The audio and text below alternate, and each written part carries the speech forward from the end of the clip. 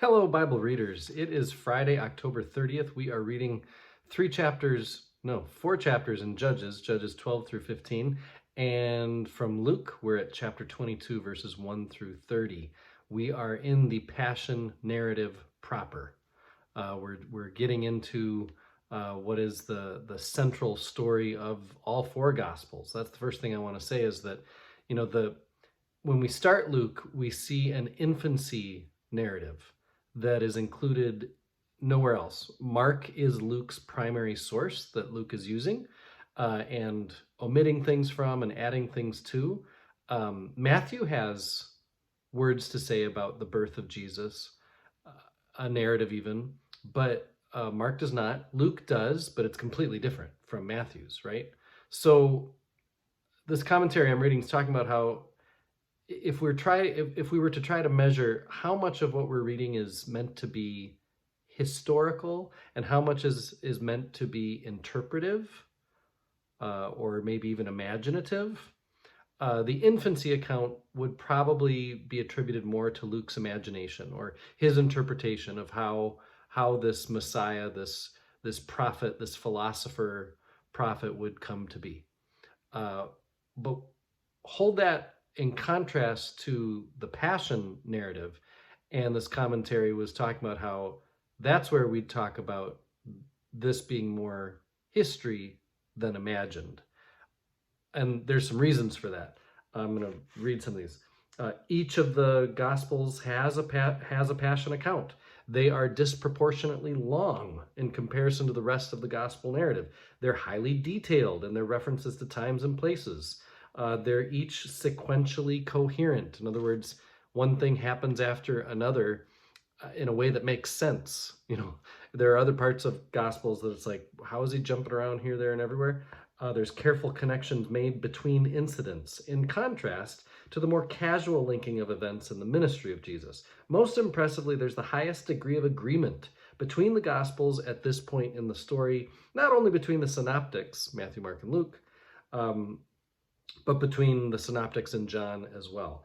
I think that's important for us to know that, the Gospels, it can be hard to know what parts are meant to be rooted in history versus what parts are meant to really tell the story of in a way that the gospel writer wants it to land in his own time, or perhaps for all time in Luke's case. And so this Passion narrative, this is written of in such detail because it really happened in this order, pretty much. So okay, so to get specific, in chapter 22, verses 1 to 13, in 13 verses, Luke says 6 times that Jesus is celebrating the Passover.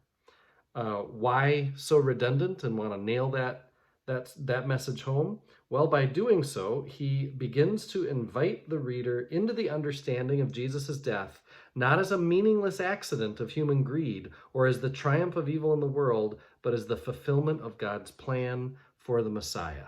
It's important to Luke here that we understand this was planned all along, that this is a fulfillment. In verses 14 to 23, it's interesting to note that Luke omits all but the barest mention of betrayal. He saves it for after the meal. Judas isn't even named in this portion of Luke's story. And the result is a focus on positive relationship between Jesus and those he chose. We're going to see a couple themes really develop over the course of Luke's Passion story. And those two big themes are Jesus is going to appear as philosopher. I'll say more about this in the days to come. But the second is that Luke does everything he can to shift the burden of responsibility for Jesus' death from the populace as a whole to the leaders. We're going to see it over and over again. The leaders are the ones to blame. I am going to go over time a little bit because this portion of Judges, just talking about what is his name? Jephthah.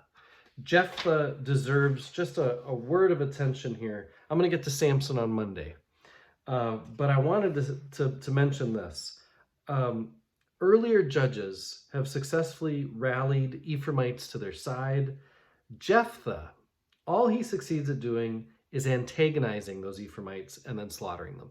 This is a judge that's about dividing people.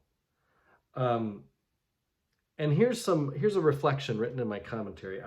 I took this to heart. When a common external enemy is defeated or disappears, a power vacuum occurs within a group or community. The sudden disappearance of a common enemy or purpose often allows tribal jealousies and conflicts over power within the group to erupt. By the way, this was written decades ago. This was not just written this week. What is required is something Jephthah did not offer. Such groups or communities need strong leadership to help them discover and unite behind a positive and compelling vision for their identity and mission.